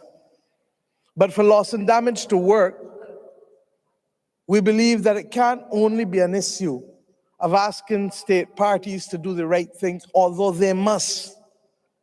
But we believe that the non-state actors and the stakeholders, the oil and gas companies, and those who facilitate them need to be brought into a special convocation between now and COP28. How do companies make $200 billion in profits in the last 3 months and not expect to contribute at least 10 cents in every dollar of profit to a loss and damage fund? This is what our people expect. And I ask us, as we reflect on what a loss and damage fund can look like and who should access it, that we convene a special convocation that doesn't only involve state parties, but non-state actors, such as the same companies. We believe as well that the time has come for the introduction of natural disaster and pandemic clauses in our debt instruments. I have said that if Barbados is hit tomorrow, because we have natural disaster clauses, God forbid if we are hit tomorrow, we unlock 18% of GDP over the next 2 years, because what we do is effectively put a pause on all of our debt and put it at the end for 2 years and put it at the end, and we pay back that money at the end. But what we get is the flexibility in the first 2 years to address issues of damage and loss. And finally, we believe that the multilateral development banks have to reform. Yes, it is time for us to revisit Bretton Woods. Yes, it is time for us to remember that those countries who sit in this room today did not exist at the time that the Bretton Woods institutions were formed for the most part. And therefore, we have not seen, we have not been heard sufficiently. And if we are therefore to rise to the occasion, to play our part to stop the tragic loss of life that we have seen on these screens, and the impact on livelihoods that we are feeling across our countries, then there needs to be a new deal with respect to the Bretton Woods institutions. And we need to ensure that they have a different view to their risk appetite, that we look at the SDRs, and that we look at other innovative ways to expand the lending that is available from billions to trillions. My friends, the time is running out on us. And yes, we have the power of choice. When asked what should he do when he became president of South Africa, should he pursue a path of vengeance or should he seek to build a state? Nelson Mandela chose to be able to build a state and to keep a country together. He chose blessings instead of curse because he believed that it would make a defining difference. When given the choice of how to treat to post-war Europe, President Truman settled the Marshall Plan that made the definable difference to the countries that were responsible, yes, for the destruction of so much and for the loss of life of so many. But in spite of that, they chose to rise above it. I ask us today, what will our choice be? We have the power to act or the power to remain passive and do nothing. I pray that we will leave Egypt with a clear understanding that the things that are facing us today are all interconnected. I thank President El-Sisi for his comments that there needs to be peace because countries like ours continue to suffer as a result of a war that we have no part of and a war that we want to see come to an end. Our people on this earth deserve better. And what is more, our leaders know better. Because while many of us may not have been alive during the great wars, the consequences of those wars still live with us, and we have the capacity to choose differently. I ask the people of the world, and not just the leaders, therefore, to hold us accountable and to ask us to act in your name to save this earth and to save the people of this earth. The choice is ours. What will you do? What will you choose to save? Thank you.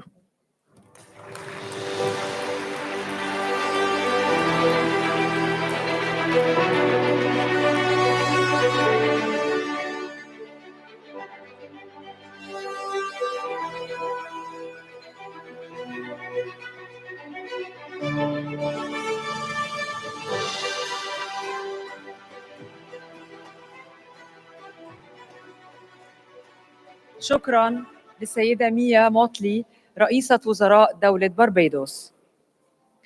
هناك العديد من الطرق للتعبير عن هذه الظاهرة التي There's several ways of describing this phenomenon which is harming our planet. Some think in terms of initiatives, and others are thinking of implementation to bring about change. And there are, of course, others who are thinking and expressing themselves through art and inspiration.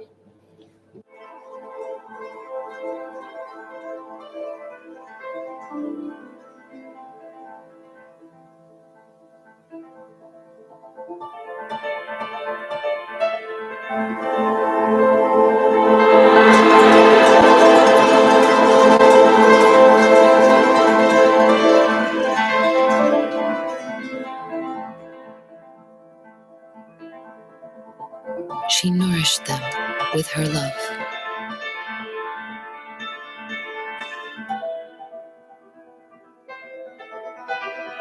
They were hungry for more.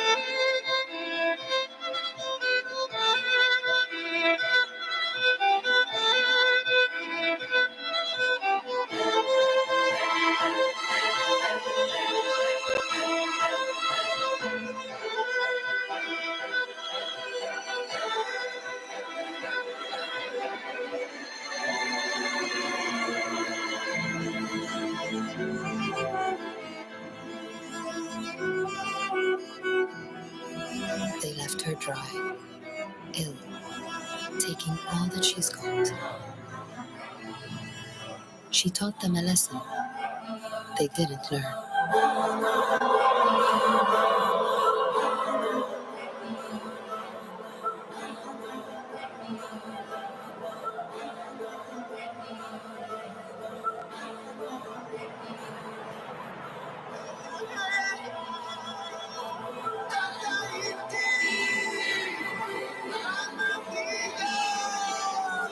Instead of loving her, they flood her with hurt.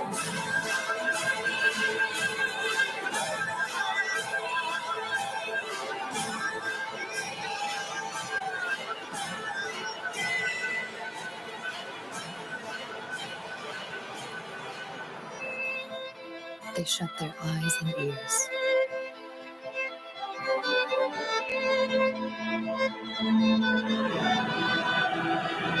They sit back and watch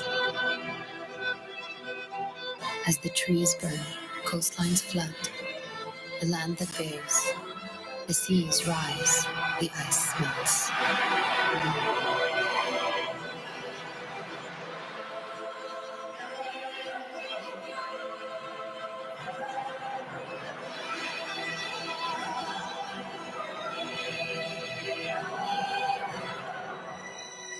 Now is the time to act.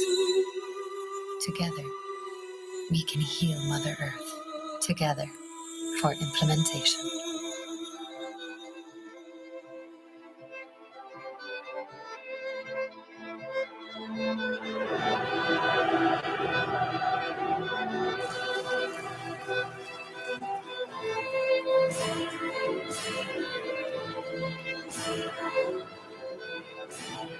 ضيوف مصر الكرام، شكراً للمشاركة في الدورة 27 من قمة المناخ. Thank you for your participation in the opening ceremony of the 27th session of the Conference of Parties here in Sharm el-Sheikh, city of peace, city of the environment, city of hope. We are all convinced that we will be able to deliver the results expected of us. This collective action for implementation, together for implementation. Thank you.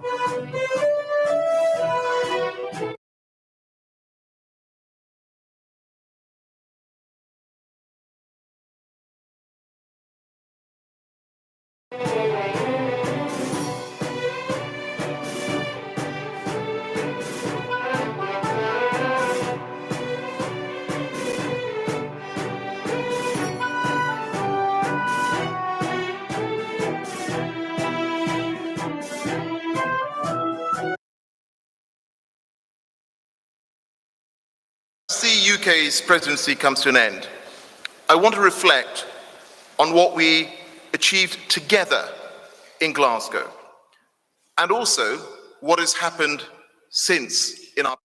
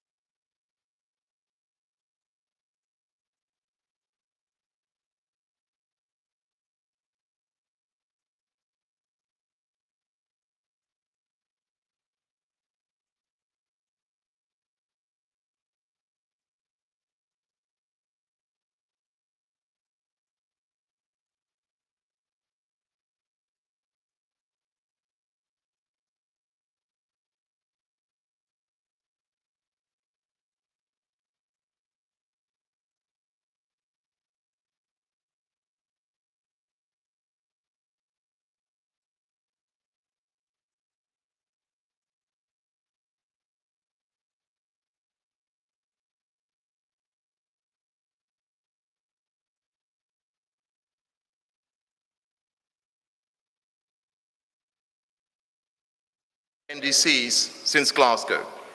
From Australia to Micronesia, India to Vanuatu, Norway to Gabon. And we also made progress outside the negotiating rooms with commitments from business, from finance, from philanthropy.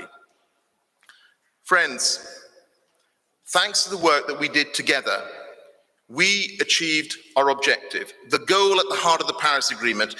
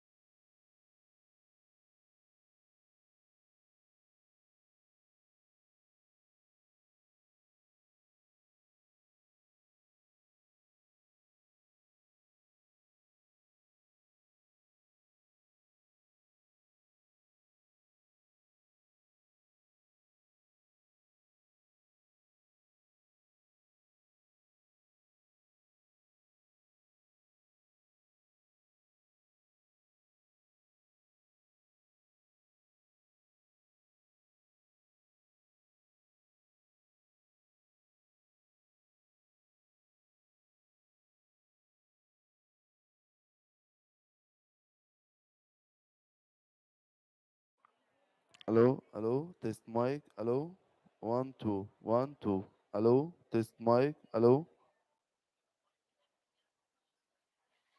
hello, hello. أقفلها.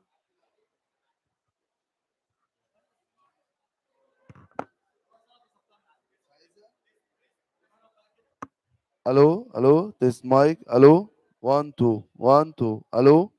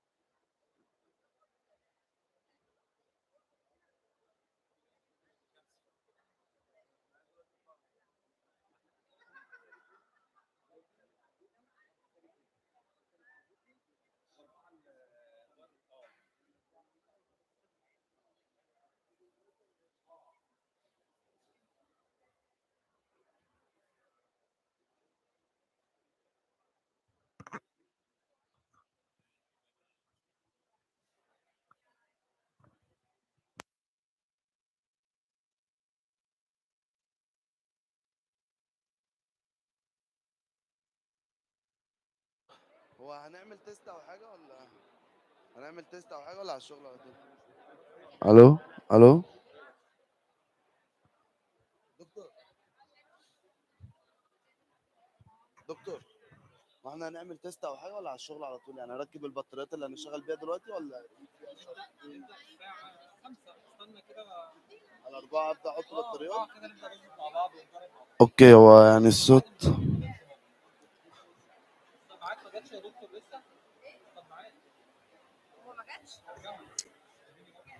طب ما هو اقول لعمرو بقى.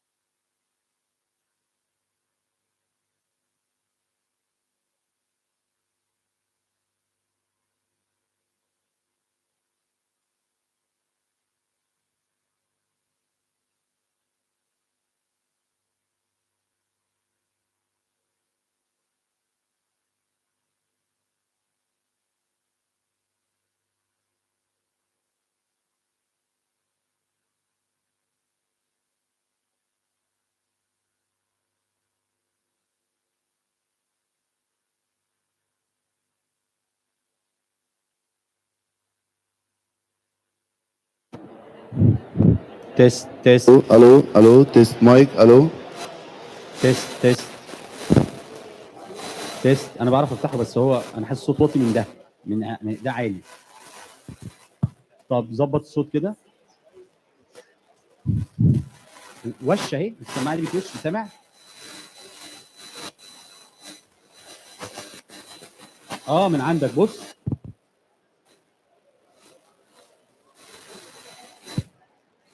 انا قفلت من عندي راحت.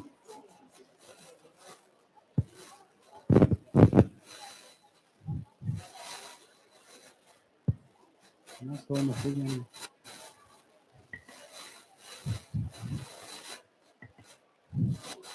تيست تيست تيست تيست. عايز يعلى شويه. تيست تيست تيست تيست تيست تيست. انا شايف كده دكتور. تمام كده. في وش برضه، في وش لسه هنا. طب يمكن عشان الاثنين دول مفتوحين مع بعض. يعني تعالى اقفل ده كده. اقفل ده.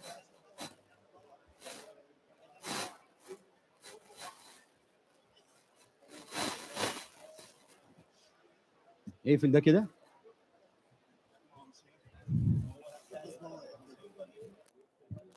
هو ده بيفتح ويقفل من الزرار؟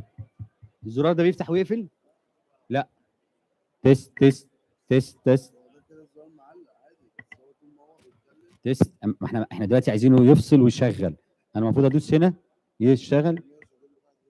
هات هات يلا.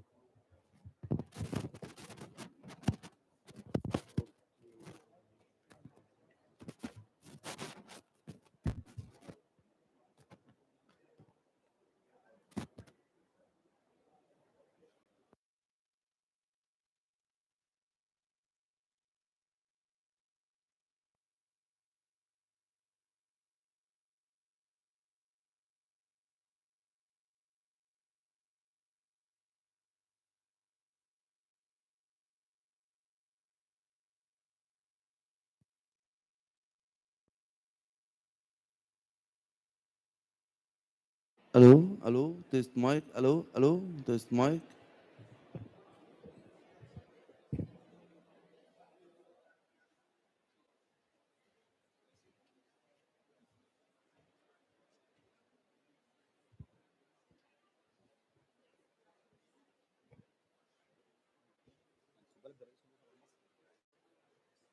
الو الو تيست مايك الو الو 1 2 1 2.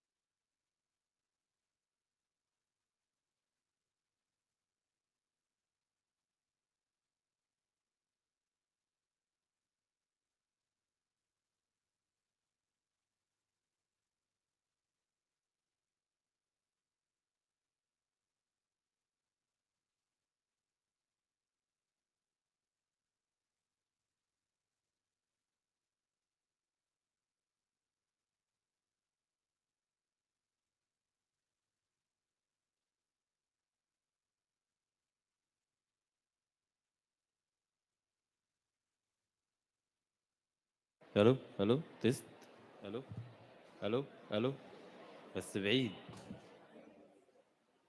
يعني هو اللي هيقف قدامه كده كده تمام. يعني الصوت كده واصل ماشي كده تمام.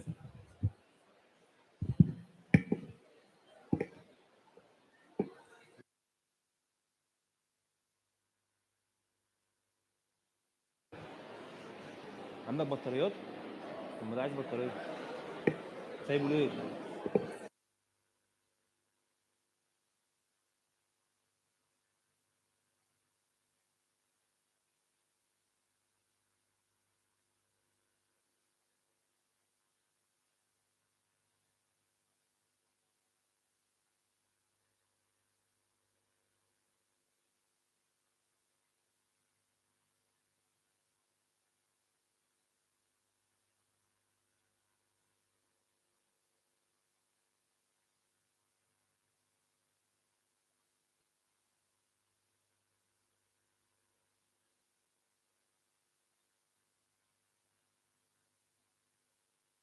طبعا لو اشتغل.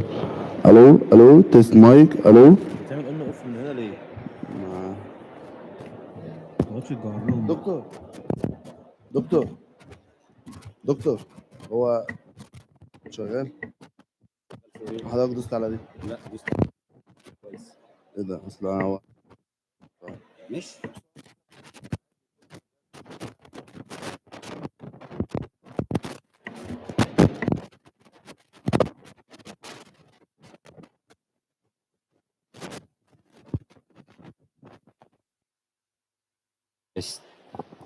تيست مايك تيست مايك.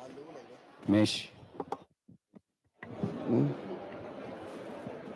وانا برشح لك ده ان ده اطول. ماشي خلاص. فاهم قصدي؟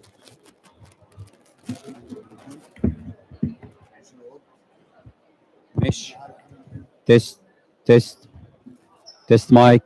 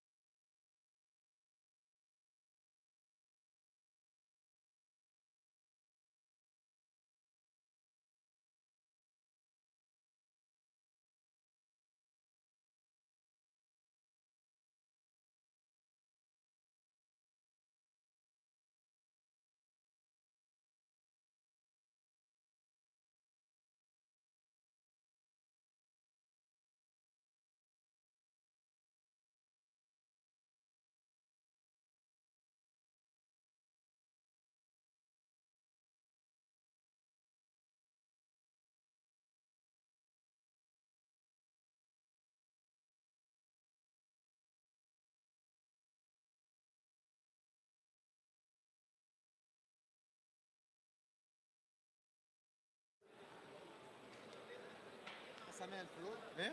سامع الراجل ده؟ لا لا هو ولا انت انت ليه سامع ولا لا؟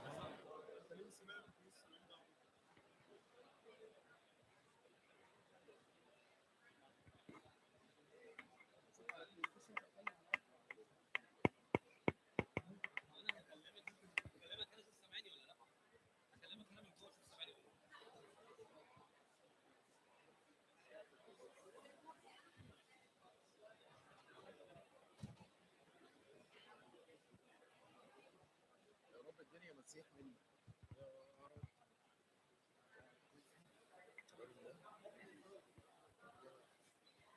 سامع؟ ايه يا احمد؟ ايه يا احمد؟ طب اديني بقى ده خطوط وخرا. انا المشكله عندي في دي ده انا مش سامع صوت الفان. انا كده الزنه راحت من عندي والصوت راح من عندي. ده يبقى ايه؟ اه كده بالظبط. طب انت طلع صوت من عندك، هو لسه انا مطلعه من عندي. انا تقييمه في الصوت. هي كده طلعت المشكله في الكابل ده، هو يعمل لك كونفرت هنا ياخد لك بالظبط. دكر بس الصوت يبقى يخش كده لك صح. يبقى الدنيا بس انت تمام. مطلع صوت انا مطلع صوت، بس هو ناقص الصوت ان بس الصوت ده يخش له. اه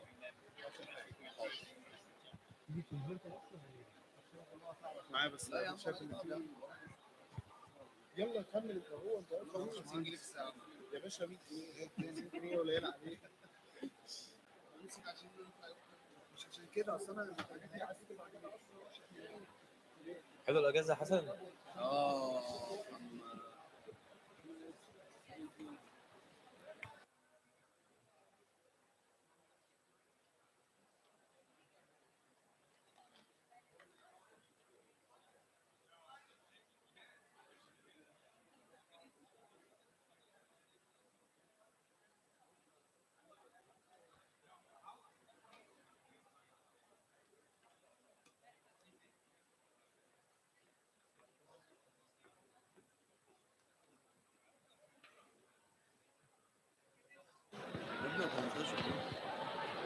مش جرب يلا كده.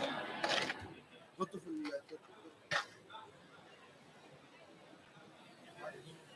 يلا حمو جرب. الو الو الو الو الو تيست مايك الو الو.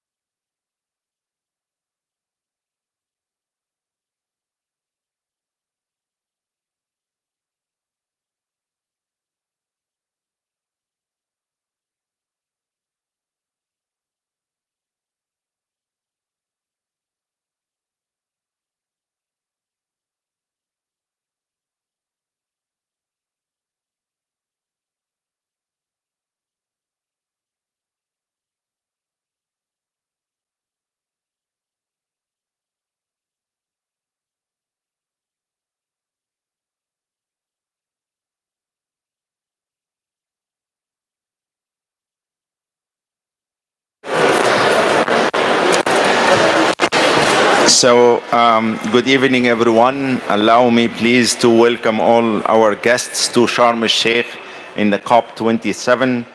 I'm Hani Swelam, the Egyptian Minister for Water Resources and Irrigation, and also the head of the Steering Committee of International Water Pavilion, the nice pavilion that you see here, and which here working with people from organizations from 5 different countries: Egypt, Netherlands, Tajikistan, Germany, and the UK. And we have many international partners, water partners, who are participating in setting the concept and this pavilion, which we hope to continue and take it to New York, the UN conference in 23. So, Excellencies, esteemed guests, let me start by giving you a glimpse on the objective of this pavilion in postponing water at the heart of climate action. We would love to position water at the heart of climate action, which we started some time ago. The global water crisis is currently affecting billions of people worldwide and would be further aggravated by increasing demand, changing water availability, and an increasing impact of flood and droughts, which calls for greater international cooperation. Egypt is doing great efforts and taking a leading role as one of the most water scarce countries with high vulnerability to climate change. We have started a global effort to bring water discussions from the margins to the center of climate deliberations by including the following. That's what we will try to do during the COP days. A, promoting cooperation and interlinkages between water and climate action in order to achieve Water Agenda 2030 by implementing the AWARE initiative. And AWARE stands for Action for Water Adaptation and Resilience. B, a thematic day devoted to water during COP27, which will be next Monday, 14th of November. It is a crucial moment to mobilize the water community and partners in global climate action movement. So we invite you, please, to come here again every day, but specifically on the 14th of November to attend the launching of the AWARE initiative and many other activities. C, with the collaboration of 40 global partners at Water Pavilion, there will be 10 thematic days dedicated for water issues. The aim is to provide governments and negotiators with cutting-edge knowledge on how water can be a powerful tool to climate action. The Pavilion program has a diverse set of 70 events, including high-level dialogues, bilateral side meetings, capacity building workshops, and networking events with distinguished 350 speakers from governments, international institutions, and academia. The program will combine scientific knowledge with case studies and best practice examples. Let me introduce the esteemed guests, whom I am honored to be present with their excellencies at this session for their leadership in advancing water agenda and their tremendous endeavors in mobilizing investments in water sector around the globe. Let us start by His Excellency Mr. Emomali Rahmon, President of the Republic of Tajikistan, as one of the most vulnerable countries in terms of climate in the whole region of Europe and Central Asia, as 93% of Tajikistan is territory are mountains and only 70% of the land is considered flat. Tajikistan and Honorable President Rahmon have been actively promoting water issues at the Global Development Agenda for the last 2 decades, including the International Decade for Action, Water for Sustainable Development.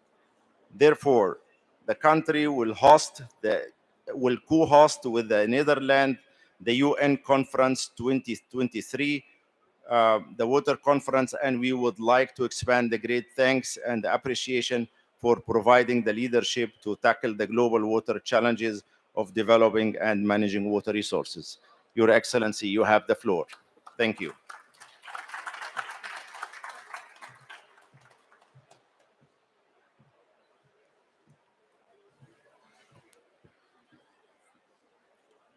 محترم اشتراکداران شوروی، خانم‌ها و جنابان، لطفاً همه شما را در مراسم کشاده‌شوی پاویلیون آب از نام تاجیکستان خیر مقدم میگویم.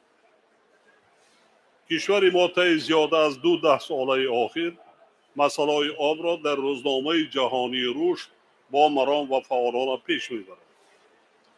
در این دوره با ابتکار تاجیکستان مجمع عمومی سازمان ملل متحد 8 قطعنامه مربوط با آب را قبول نموده است. قطعنامه ها درباره اعلان کردن سال 2003 همچون سال بین المللی آب تازه، سالهای 2005 و 2015 همچون 10 ساله بین المللی عمل آب برای حیات، سال 2013 همچون سال بین المللی همکاری ها در ساحه آب چنین اقدامات می‌باشد. چاره‌بینی های مذکور به پیشبرد